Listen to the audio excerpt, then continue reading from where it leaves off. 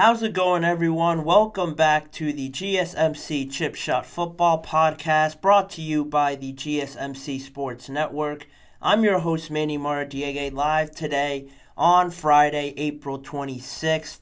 And what a day we had yesterday. The first round of the NFL Draft concluded last night. I'm going to get into it talking about everything that happened in that first round as the first segment. All the picks and my reactions to it will be coming in just a few seconds.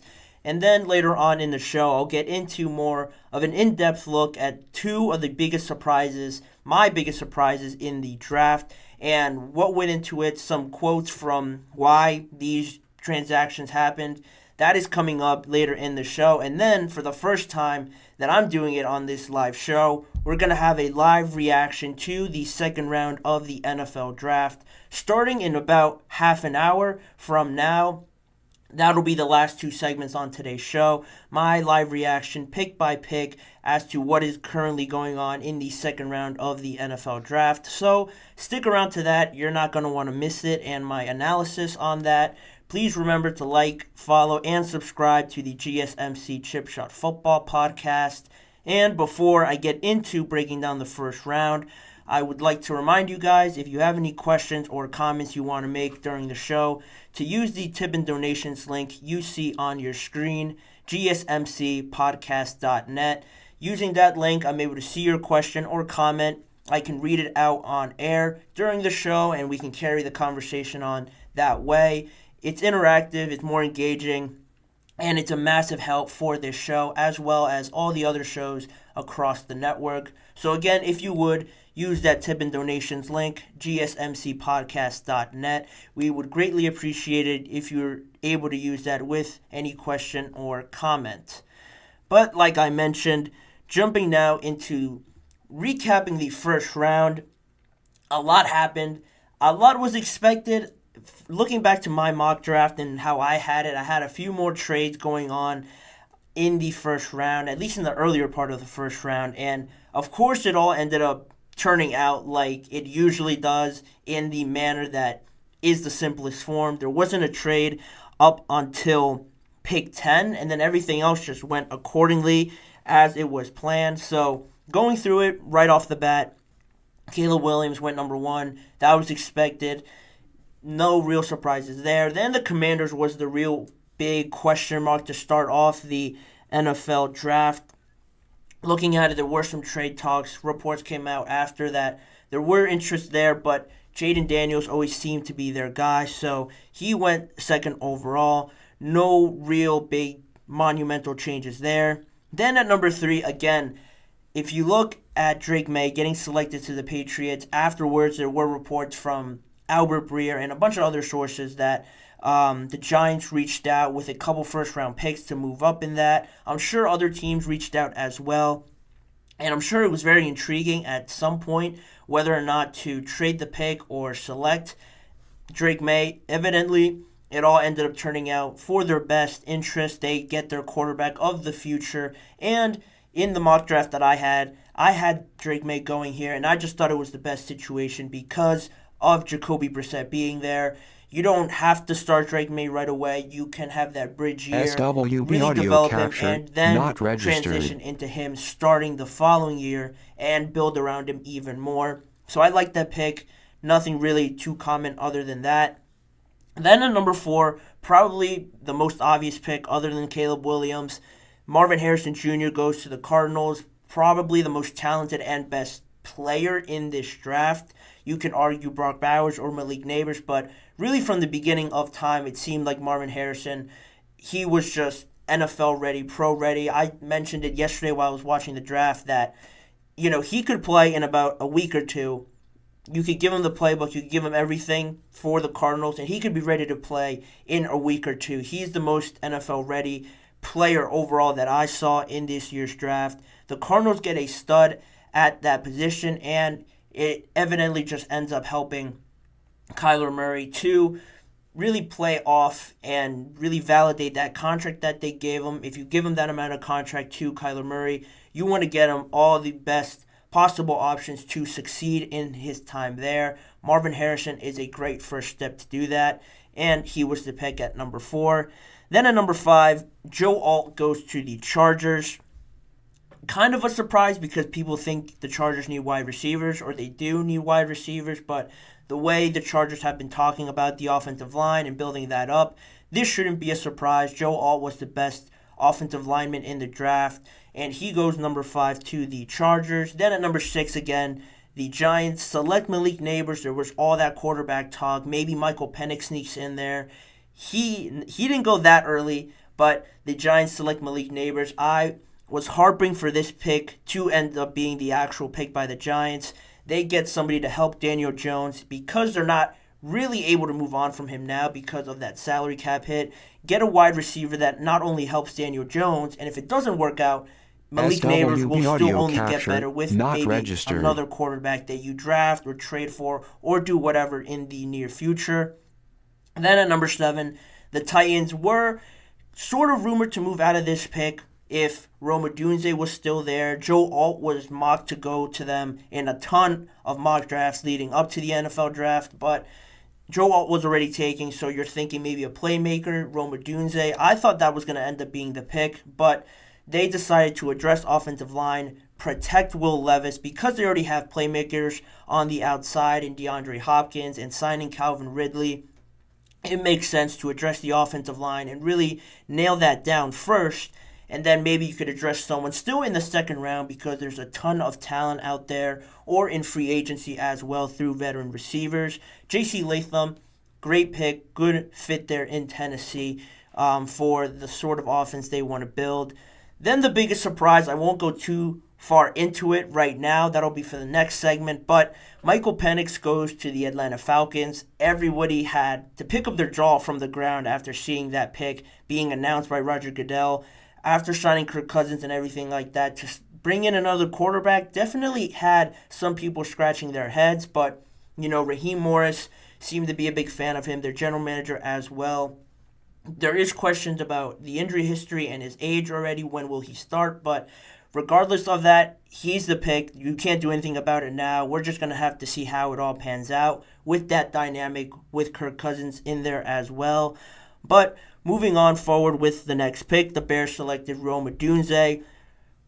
Really close to making the Bears my big winners from this draft overall because I love Rome Odunze and Caleb Williams being brought in to add to that offense, which almost seems as complete as it has ever been, at least in my time really following the NFL. I can't remember another time when the Bears had this much talent on offense, young talent as well. Registered. Maybe not Keenan Allen young, but he's still one of the best receivers in the league. DJ Moore, DeAndre Swift, Caleb and Rome Odunze come in there as well. And now it's exciting. It'll bring more people in. They have plans to build a new stadium. You want to fill it up, and this is the right way to do it. I love this pick, and I love what the Bears did in the first round.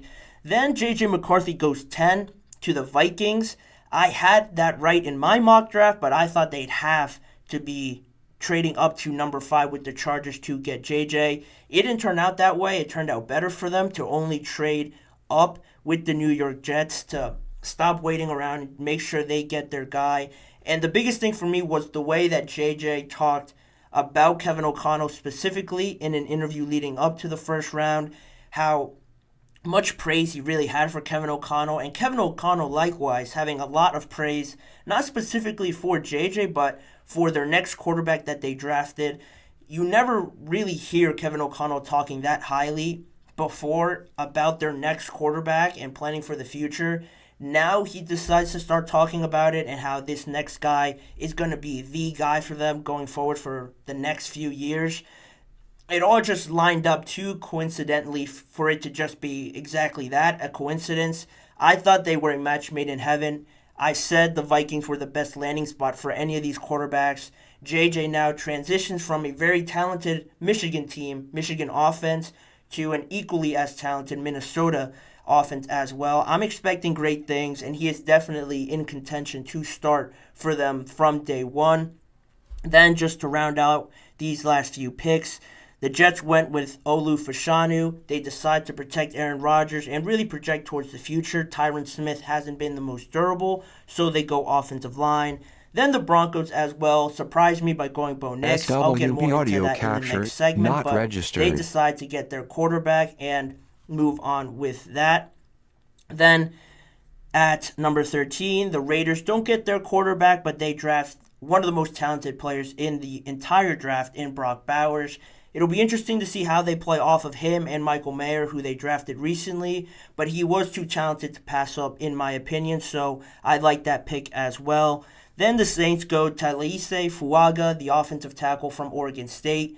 The Ryan Ramczyk situation, Trevor Penning not working out. This was the most logical pick for them to solidify that offensive line. It might not be exciting, but it was a big need for them at that value to have him still sitting there.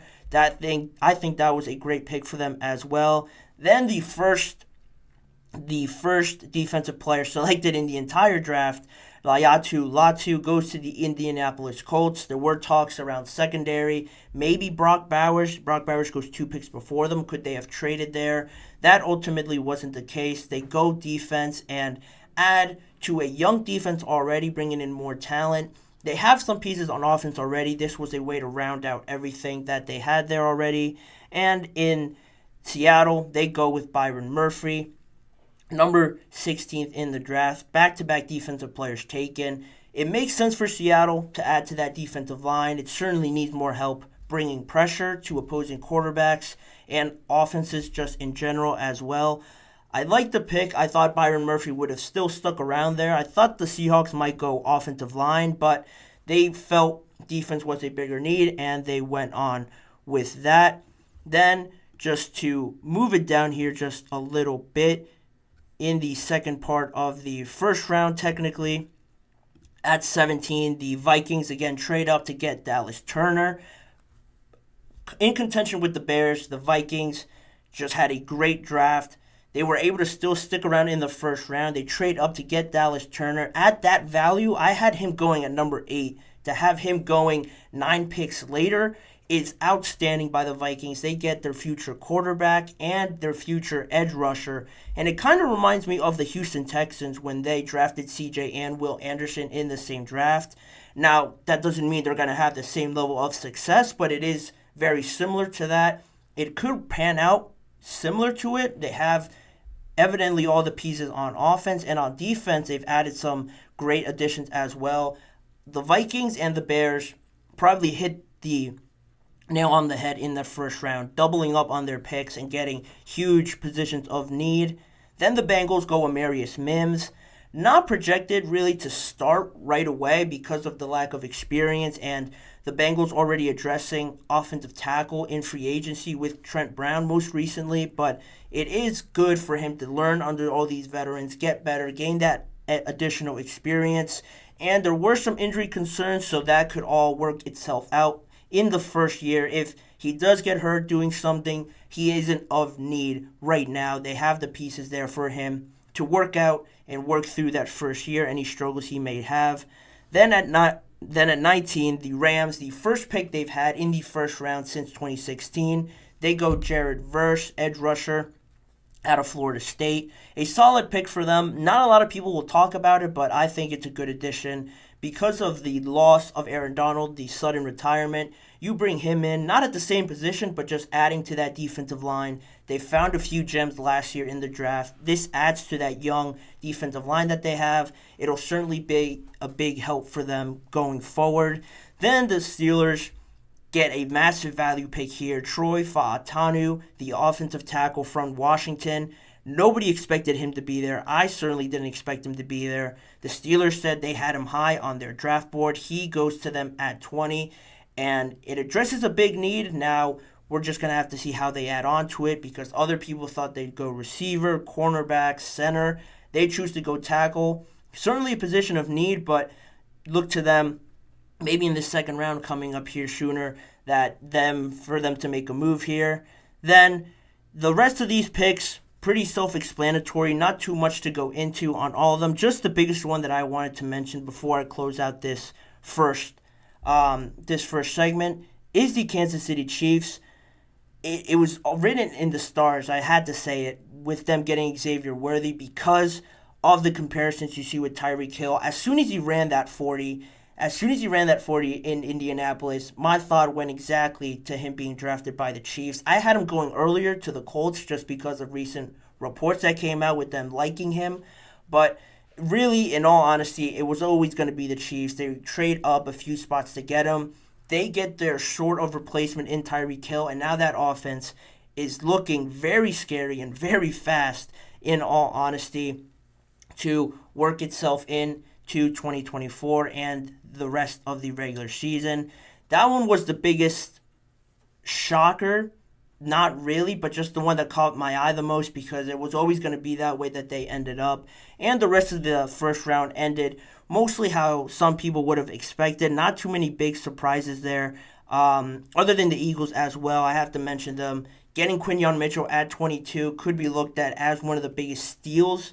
If it all works out like he is projected, to get him at 22 when he was mocked to be from anywhere from 12 to 17 and not getting past that, it's great business, great job sticking to your pick and trusting that he'd be there. They get a young cornerback to probably play right away for them. I love that pick. Great value there for the Eagles to steal one there in the first round. But that'll do it for my reactions to the first down, breaking it down, kind of going over them in a little bit of detail for each pick. We're going to go to a quick break right now, and then on the other side, I'm going to go more into those surprises that happened in the first round around Michael Penix and Bo Nix. Why? I have more questions than answers right now, and I'll let you guys know what those are. So stick around and find out on today's episode of the GSMC Chip Shot Football Podcast.